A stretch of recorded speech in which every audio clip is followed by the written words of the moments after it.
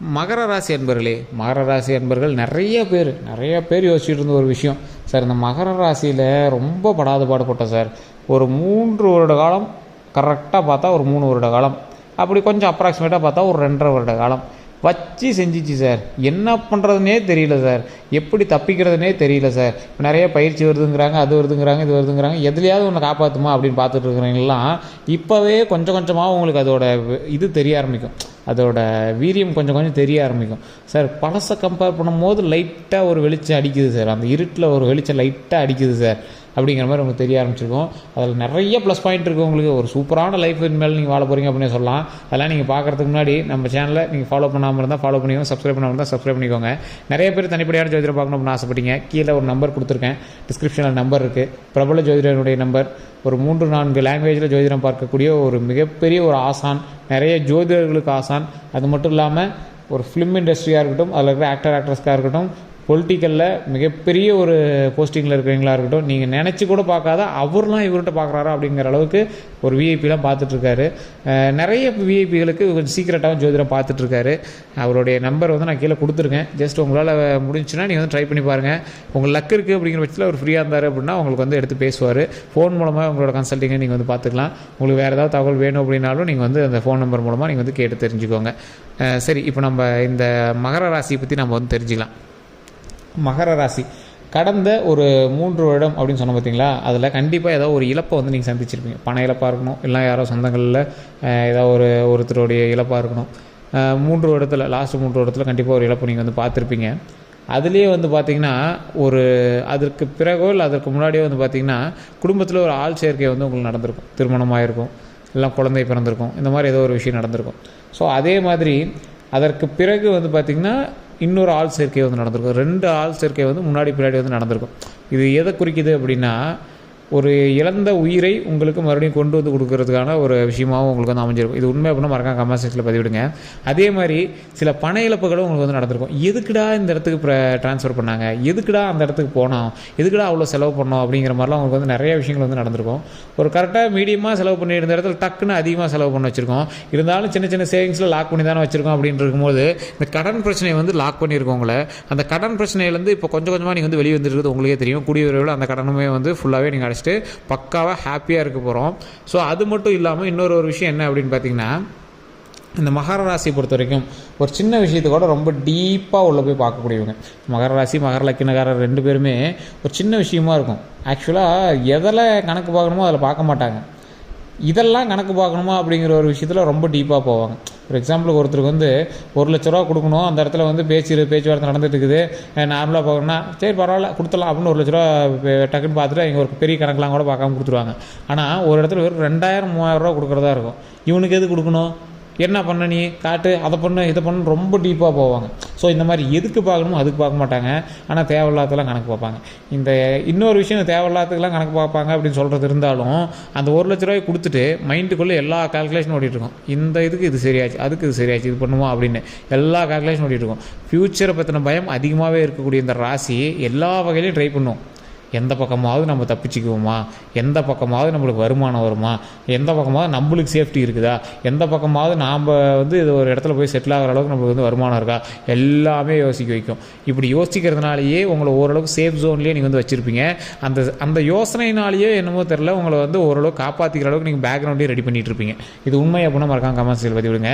மற்றவங்களுக்கு நீங்கள் ஒரு செல்ஃபிஷ், மற்றவங்களை பொறுத்த வரைக்கும் நீங்கள் ஒரு செல்ஃபிஷ். ஆனால் நீங்கள் உங்களுடைய ஃபேமிலிக்கும் சரி உங்களோட நண்பர்களுக்கும் சரி எல்லாத்துக்குமே நீங்கள் ஹெல்ப் பண்ணிட்டு இருக்கக்கூடிய ஒரு மிகப்பெரிய ஒரு ஆள் அப்படின்னு தான் சொல்லணும். அந்த மனசாட்சிக்கு உங்களுக்கு தெரியும். உங்கள் கிட்டேருந்து வாங்கி அவங்க பொழைச்சிங்களுக்கு அவங்களுக்கு தெரியும். நீங்கள் ஹெல்ப் பண்ணி உருவான அவங்களுக்கு தெரியும் நீங்கள் எவ்வளோ பெரிய ஆள் அப்படின்னு. நீங்கள் ஃபேமிலியில் சொல்கிறாங்க மற்றவங்க சொல்கிறாங்கன்னா நீங்கள் ஃபீல் பண்ணுங்கிற அவசியமே கிடையாது. சின்ன சின்ன விஷயத்துக்குலாம் டென்ஷன் ஆவீங்க. ஒரு சப்ப மேட்டராக இருக்கும். ஏதோ ஒருத்தன் லைட்டாக ஏதோ சொல்லியிருப்பான், அவன் வேலையை பார்த்துட்டு போயிருப்பான். ஆனால் அதை நினச்சி 3 நாள் நீங்கள் தூங்காமல் இருப்பீங்க. அவன் அப்படி சொல்லிவிட்டானே, எப்படி அவன் என்ன சொல்லலாம், அவனாம் ஒரு ஆள் என்ன சொல்லிட்டான், அந்த மாதிரி ஒரு சின்ன விஷயமா இருக்கும். அதுக்கு நீங்கள் ரொம்ப ஃபீல் பண்ணிவிட்டு அதை ஒரு பொங்கிட்டு இருப்பீங்க. ஸோ இந்த மாதிரி ராசிக்காரர்களுக்கு வருமானம் வருவதற்கான ஒரு காலகட்டம் ஒரு 2 மாத காலமாக ஓரளவுக்கு இது நான் இப்போ மகர ராசியில் 100% பேர் இருக்காங்க அப்படின்னா 70% பேருக்கு வருமானம் வருவதற்கான ஒரு வருமான ஒரு ஹைக்காக இருக்கும், அதிகமாக இருக்கும். ஒரு 3 மாதமாகவோ அல்லது 2 மாதமாகவோ உங்களுக்கு வந்து அது தெரிய ஆரம்பிச்சிருக்கு. ஆமாம் சார், நீங்கள் சொன்ன மாதிரி கொஞ்சம் எனக்கு ஹைக்கு தெரியுது, வேலை பார்க்குற இடத்துல கொஞ்சம் சேலரி இன்க்ரிமெண்ட் போட்டிருக்காங்க, ஏதோ ஒரு ப்ரமோஷன் கொடுத்துருக்காங்க, ஏதோ ஒரு வகையில் எனக்கு இன்க்ரிமெண்ட் ஆகுது, தொழிலில் ஏதோ ஒரு மேன்மை அடைஞ்சிருக்கு, இந்த மாதிரி ஏதோ ஒரு வகையில் வந்து உங்களுக்கு ப்ளஸ் ஆகிருக்கு சார். அது மட்டும் இல்லை சார், ஏதோ ஒரு வகையில் ஒரு தொழிலை ஆரம்பிச்சிருக்கோம், கொஞ்சம் பெருசுப்படுத்தியிருக்கோம், தொழிலை வந்து இன்னும் கொஞ்சம் விரிவுபடுத்தியிருக்கோம், புதுசாக ஒரு லேண்டு வாங்கியிருக்கோம், அந்த லேண்டு மூலமாக லாபம் ஏறிட்டு இருக்குது. இப்போ தான் சார் ஒரு 6 மாதம் தான் ஆச்சு, ஒரு 3 மாதம் தான் ஆச்சு, அந்த லேண்டு மூலமாக லாபம் ஏறிட்டு இருக்குது. இன்னொரு லேண்டு கூட பார்த்துருக்கேன், அந்த லேண்டை சரி பண்ணிவிட்டு இன்னொரு லேண்டு ஒன்று வாங்கலான்னு பார்த்துட்ருக்கேன். இந்த மாதிரி ஒரு 10-15 விஷயங்கள் உங்களோட மைண்டில் ஓடிக்கிட்டே இருக்கும். அதை வந்து நீங்கள் செயல்படுத்திக்கணும்னு பார்த்துட்டே இருப்பீங்க. ஆக்சுவலாக நீங்கள் ரொம்ப காலமாக நீங்கள் வந்து உங்களோட பேரில் ஒரு லேண்ட் வாங்கலாம்னு அலைஞ்சிட்டே இருந்திருப்பீங்க. லேண்ட் வாங்கியிருப்பீங்க, ஆனால் உங்கள் பேர்லையோ இல்லை உங்களோட வீட்டில் இருக்கிற எங்கள் பேர்லையோ தான் நீங்கள் வந்து வாங்கியிருப்பீங்க. ரொம்ப கால கனவு அப்படின்னு சொல்லலாம். அது ஏன்டா வாங்காமே இருக்கும் அப்படிங்கிற ஒரு தவிப்புலேயே இருந்திருப்பீங்க. அதனால் அதை வாங்கி வைக்கணும் அப்படிங்கிறதுனால நீங்கள் அதையும் வாங்கியிருப்பீங்க. இந்த ராசிக்காரர்களை பொறுத்த வரைக்கும் யார்கிட்டையும் போய் நிற்கக்கூடாது அப்படின்னு நினைக்கிறவங்க, மற்றவங்கள்ட்ட போய் நாம் எது கையேந்து நிற்கணும் அப்படின்னு நினைக்கிறவங்க. அதனாலேயே இந்த லோனு, இந்த கடன்லாம் கொஞ்சம் பெருசாக விரும்ப மாட்டாங்க. இருந்தாலும் கடன் வந்து உங்களுக்கு ஓரளவுக்கு இருந்துட்டு தான் இருக்கும். நகை கடனோ இல்லை ஏதோ ஒரு லோனோ, ஏதோ ஒரு சின்ன கடன் வந்து உங்களை வந்து சுற்றிட்டு தான் இருந்திருக்கும். அதை வந்து நீங்கள் சரி பண்ணிட்டு தான் வந்துட்டுருப்பீங்க. அதை கட்ட முடியாத அளவுக்கு உங்களுக்கு கஷ்டம்லாம் வராது.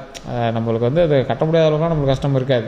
இருந்தாலும் அது நம்ம மைண்டில் வந்து உறுத்திக்கிட்டே இருக்கும். சரி, இவ்வளோ கடன் இருக்குது, எவ்வளோ கடன் இருக்குது, எவ்வளோ கடன் இருக்குதுன்னு. ஆனால் உங்களோட பேக்கப் அந்தளவுக்கு நீங்கள் வந்து ரெடி பண்ணி வச்சுருப்பீங்க. இதை ரெடி பண்ணி வச்சா இந்த கடனை டேலி பண்ண முடியும், அதை ரெடி பண்ணால் அந்த கடனை டேலி பண்ண முடியும். இப்போ ஒரு கடனை வாங்குகிறோம் அப்படின்னா அதுக்கு தகுந்த மாதிரி ஒரு லேண்டை வாங்கி வைப்போம், அது வந்து அந்த கடனை அடைச்சிக்கும். இதை வாங்குகிறோம் அப்படின்னா இதை வந்து வாங்கி வச்சோம்னா இதை வந்து சரி பண்ணி கொடுத்துரும் அப்படிங்கிறவங்க. இந்த பிரச்சனைகள் எல்லாமே இப்போ கடந்த 3 மாத காலமாக உங்களுக்கு வந்து கொஞ்சம் கொஞ்சமாக சரியாயிட்டே வந்திருக்கும். நீங்கள் வந்து ஒரு பணத்துக்கான பேக்கப் எல்லாமே வாங்கி போட்டிருப்பீங்க.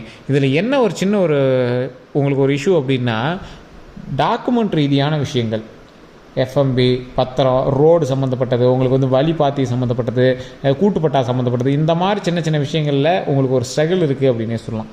அந்த விஷயங்கள் எல்லாத்தையுமே கொஞ்சம் சரி பாருங்கள். அந்த மாதிரி இருக்கக்கூடிய பிரச்சனைகள் வந்து உங்களுக்கு ஏற்கனவே இருக்கும் பட்சத்தில் இன்னும் கொஞ்சம் இழுபறியாக தான் இருக்கும் இந்த குறிப்பிட்ட நாட்கள். சரி சார், இது எல்லாம் ஒரு பக்கம் இருக்கட்டும். மற்றதெல்லாம் எப்படி இருக்குது, தொழிலுக்கு எப்படி இருக்குது? தொழிலுக்கு நான் முன்னாடியே சொன்னது தான், நல்லா உங்களுக்கு ஒரு ஹைக் ஏறிட்டு இருக்குது. இப்போ நான் 70% பேருக்கு சொன்னேன், 70% பேருக்கு ஹைக் இருக்குது. மீதி இருக்கக்கூடிய 30% பேருக்கு டவுன்லாம் கிடையாது, சமமான நிலையில் போகும். குறிப்பிட்ட நாட்கள் வரும்போது அவங்களுக்குமே ஹைக்கில் தான் போகும். ஸோ அதனால் நீங்கள் வந்து கவலைப்பட தேவையில்லை. ஆனால் குறிப்பிட்ட நடுவில் ஒரு தசாபுத்தி மாற்றத்தின் பேரில் டக்குன்னு உங்களுக்கு வந்து இறங்கி ஏறக்கூடிய ஒரு நாட்களும் இருக்குது. ஸோ அந்த நாட்களை வந்து நீங்கள் கொஞ்சம் சமாளிச்சிக்கணும். அதற்கு தகுந்தார் போய் முன்னாடி வந்து செலவு பண்ணாமல் அதுக்கு தகுந்தார் போய் அப்பயும் வந்து நம்மளுக்கு வந்து யூஸ் ஆகிற மாதிரி கொஞ்சம் வந்து ரெடி பண்ணி வச்சுக்கணும். உங்களுக்கு வந்து ரொம்பலாம் டவுன் ஆகாது. இதுக்கு மேலாம் உங்களுக்கு வந்து ஹைக்கு தான். கஷ்டங்கள்லாம் நீங்கள் பார்த்தாச்சு. ஒருத்தன் வந்து ஒரு டைம் தான் கீழே விழுந்து எந்திரிப்பான், அதுக்கப்புறமேலாம் அதை வந்து அப்படியே கொஞ்சம் ஸ்டெடி ஆகிக்கும். பார்த்தீங்களா, அந்த மாதிரி உங்களுக்கு வந்து கொஞ்சம் சரி பண்ணி கொடுத்துருச்சு கடவுள். ஸோ அதனால் நாம் வந்து பயப்படாமல் அடுத்த ஸ்டெப்புக்கு மூவ் ஆகிட்டு போகிறதுக்கான ஒரு இதை தான் பார்க்கணுமே தவிர அது நீங்கள் வந்து பயப்படுங்கிற அவசியம் கிடையாது. இருந்தாலும் அதற்கு தகுந்தாற் போல் செலவை சரி பண்ணிக்கிட்டு அதற்கு தகுந்தாற் போல் சேவிங்ஸை வச்சிங்க அப்படின்னா அந்த இறங்கி ஏறும்போது நீங்கள் வந்து அதை டேலி பண்ணிக்கலாம். மற்றவங்கிட்ட போய் நிற்கணும்னு அவசியம் இல்லை, மறுபடியும் கடன் எக்ஸ்டெண்ட் பண்ணணும்னு அவசியம் இல்லை. எப்போவுமே நீங்கள் கடன் அடைக்கிறத பற்றி கூட யோசிக்க மாட்டீங்க. மறுபடியும் அமௌண்ட்டை சரி பண்ணியிருக்கோம், அந்த அமௌண்ட் எடுத்து வேறு எதுலையாவது போடலாம், அதை ஒரு பேக்கப் ரெடி பண்ணலாம். நீங்கள் வந்து சேஃப்டிக்குள்ளேயே இருக்கணும்னு நினைக்கிறீங்க. ரிஸ்க் ஃபேக்டரை எதிர்பார்க்காதவங்க, ரிஸ்க் ஃபேக்டரே வேண்டாம்னு நினைக்கிறவங்க. அதனாலேயே இந்த மகர ராசிக்காரர்கள் மோஸ்ட்லி சேஃபாக செக்யூராக இருக்கணும் அப்படின்னு தான் யோசிப்பாங்க. இது மட்டும் இல்லாமல் இந்த ராசியை பொறுத்த வரைக்கும், இந்த மகர ராசியை பொறுத்த வரைக்கும் இனி வரக்கூடிய காலங்கள் பொற்காலங்களா அப்படின்னு பார்த்தோம்னா அப்படியே கொஞ்சம் கொஞ்சமாக அப்படியே வெளிச்சம் வரக்கூடிய ஒரு காலங்களாக இருக்கும் போது சார் லைட்டாக ஒரு வெளிச்சம் அந்த ஓட்டையில் அடிக்குது. அந்த சூரிய வெளிச்சம் ஒரு சின்ன ஓட்டை வழியாக அப்படியே அடிக்குது. இப்போ அந்த வெளிச்சம் அதிகமாக வர வர வர வர சூரியன் மேலே ஏற ஏற ஏற ரூமே பிரகாசமாக போகுது. ஸோ அந்த மாதிரி ஒரு வெளிச்சம் வரப்போகுது. என்ன தான் லைட்டாக தான் வெளிச்சம் அடிக்குதுன்னு நீங்கள் வந்து மனசை குழப்பிட்டு அது இதையும் பண்ணிகிட்டு இருக்காதிங்க. அதே மாதிரி வெளிச்சம் லைட்டாக அடிக்க ஆரம்பிச்சிச்சு நாம் பாட்டுக்கு ரொம்பவும் ஆடக்கூடாது. அந்த ஓட்டை வழியாக வெளிச்சம் வருது பார்த்திங்கன்னா, அந்த ஓட்டை என்ன சைஸோ அதற்கு தகுந்தாற் போல தான் உங்களுக்கு வந்து வெளிச்சம் வந்து உங்களுக்கு அடிக்கும். ஸோ ரொம்பவும் ஆட்டம் போட்டிங்க அப்படின்னா சூரியன் நகரும் போது அதுக்கு ஆப்போசிட் சைடில் மேலே ஏறிச்சு அப்படின்னா வெளிச்சம் கரெக்டாக இருக்குமா அப்படிங்கிற மாதிரி தெரிஞ்சுக்கணும். இதை நான் ஏன் சொல்கிறேன் அப்படின்னா, அந்த வெளிச்சம் இருக்கும் போதே சம்பாரிச்சிக்கணும். அந்த வெளிச்சம் இருக்கும்போதே உங்களுக்கு தேவையான சரி பண்ணிக்கணும், எடுத்து சேவ் பண்ணி வச்சுக்கணும். மறுபடியும் அந்த வெளிச்சம் அடுத்த நாள் காலையில் வரும். ஓகேவா? அது வரைக்கும் நம்ம சேமித்து வச்ச பணத்தையும் நாம் சேமித்து வச்ச விஷயத்தையும் வச்சு நம்ம அப்படியே பயன்படுத்திக்கணும். அந்த வெளிச்சம் வரும்போது மறுபடியும் நம்ம பிக்கப் பண்ணிக்கணும். ஸோ அது மாதிரி எப்போ வெளிச்சம் வருமோ அந்த வெளிச்சம் வரக்கூடிய டைம் இப்போது. ஸோ அது வந்து வெளிச்சம் அவ்வளோ சீக்கிரம் வந்து மறையாது. அதனால் இப்போவே நம்ம எவ்வளோ சம்பாதிக்க முடியுமோ சம்பாரிச்சிக்கணும். அதுக்கு தேவையான அளவுக்கு நம்ம எல்லாமே செட்டில் பண்ணிக்கணும். அதுக்கு தேவையான அளவுக்கு கடன் பிரச்சனை சரி பண்ணிக்கணும். அப்புறம் பண்ணிக்கலாம்னு ரொம்ப சோம்பேறித்தனமாக விடக்கூடாது. அதே மாதிரி வேறு எவனா பண்ணுறானா பார்க்கலாம், அதுக்கப்புறமே நம்ம அதை பண்ணலாம் அப்படின்னு ரொம்ப விடக்கூடாது. ஸோ அந்த மாதிரி ஒரு டைம் தான் உங்களுக்கு. நீங்கள் எப்போவுமே வேற ஒருத்தன் டெஸ்டிங் விட்டுட்டு தான் நீங்கள் எதுவுமே பண்ணுவீங்க. ஒரு தொழில் வருது, வேற எவனா பண்ணியிருக்கானா எப்படி இருக்குது நம்ம செக் பண்ணிட்டு பார்த்துக்கலாம். இல்லைனா வேற எவனா ஆரம்பிச்சு அவன் ஏதாவது பல்ப் வாங்கிட்டு அப்புறம் பார்த்துக்கலாம். ஒருத்தன் இன்வெஸ்ட் பண்ணுறானா அவன் என்ன பண்ணியிருக்கான், அவன் ஃபஸ்ட்டு இன்வெஸ்ட் பண்ணிட்டு அவனுக்கு என்ன ஆகுதோ அதை பார்த்துட்டு அப்புறம் பார்த்துக்கலாம். அதே மாதிரி வேறு ஒருத்தன் வேலைக்கு போயிருக்கானா, இந்த கம்பெனியில் எப்படி இருக்கும் என்னன்னு தெரியல, வேறு எவனாவது நம்மளோட ஃப்ரெண்டு சேர்ந்துருப்பான், அவனை ஃபஸ்ட்டு என்னன்னு தெரிஞ்சிக்கலாம், அப்புறம் வேணுன்னா போனால் இல்லைனா இருந்துக்கலாம். இந்த மாதிரி ரிஸ்க் ஃபேக்டரே விரும்பாத நீங்கள் வேறு ஒருத்தனை வச்சு டெமோ பார்த்துட்டு இருக்கிற நீங்கள் இனி வரக்கூடிய காலங்கள்லேயே வாய்ப்பை தட்டி விட்றாதீங்க. வெளிச்சம் வரும்போதே பிடிச்சிக்குவாங்க. உங்களை நம்பி போகிறவங்க எல்லாமே உங்களை ஓவர்டேக் பண்ணிட்டு போயிட்டுருக்கான்னு உங்களுக்கே தெரியும்.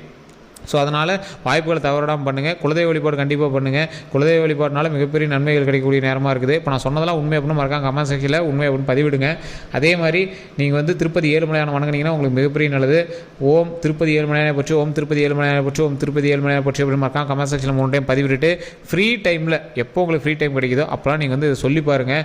ஓம் அப்படிங்கிற பிரபஞ்ச மந்திரம், அதோட திருப்பதி ஏழுமலையானோட பெயரை நீங்கள் உச்சரிச்சிங்க அப்படின்னா போதுமானது. நீங்கள் அடிக்கடி திருப்பதி போகக்கூடிய ஒரு ராசி தான். கண்டிப்பாக திருப்பதி போய் பாருங்கள். உங்களுக்கு நல்ல ஒரு பாசிட்டிவ் வைப் வந்து கிடைக்கும். அதற்கு பிறகும் உங்களுக்கு நல்ல ஒரு ப்ளஸ் பாயிண்ட் கொடுக்கும். நீங்கள் அடிக்கடியே நீங்கள் வந்து திருப்பதி போயிட்டு இருக்கிறவங்க தான். ஸோ நீங்கள் அப்படி போயிட்டுருக்கீங்க அப்படின்னா மறக்காம கமெண்ட் செக்ஷனில் பதிவிடுங்க. ஸோ உங்களுக்கு வந்து ஒரு நல்ல வாய்ப்பாக இனி வரக்கூடிய நாட்கள் அமைய போகுது. அதனால் நீங்கள் இதுக்கு மேலே கொஞ்சம் ஹாப்பியாகவே இருக்கலாம் அப்படிங்கிறது தான் அதில் ஒரு உண்மையான விஷயம். நம்ம சேனலில் தவிர நீங்கள் சப்ஸ்கிரைப் பண்ணாமல் தான் சப்ஸ்கிரைப் பண்ணிக்கோங்க. அப்படி பக்கத்தில் பெல் பட்டனை ப்ரெஸ் பண்ணி அதில் ஆல் அப்படிங்கிறது கிளிக் பண்ணிக்கோங்க. அதாவது உடனுக்குடன் நம்மளோட ராசி பற்றி நம்ம சொல்லும் போது டக்குன்னு வந்து சேரும். அதேமாதிரி ஃபேஸ்புக்கில் பார்த்தீங்கன்னா ஃபாலோ பண்ணிக்கோங்க. உங்களோட கருத்துக்கள் எதுவாக இருந்தாலும் கமெண்ட் செக்ஷனில் பதிவிடுங்க. நான் சொன்னது உண்மை அப்படின்னாலும் உண்மைன்னு பண்ணுங்கள், இல்லை பொய் அப்படின்னாலும் பொய்ன்னு பண்ணுங்கள். ஒன்றும் ப்ராப்ளம் கிடையாது. மோஸ்ட்லி நான் சொன்னதில் 100% பேரில் 75% 80% மேலேயே பக்காவாக இது வந்து பொருந்திருக்கும். நீங்கள் அதெல்லாம் நீங்கள் பயப்படவே தேவையில்லை. இனி வரக்கூடிய காலங்களில் கொஞ்சம் சேஃப் அண்ட் செக்யூராக இருந்துக்கிட்டீங்க அப்படின்னா போதுமானது. மற்ற எல்லாமே நன்மை மட்டுமே நடக்கும், கவலை வேண்டாம்.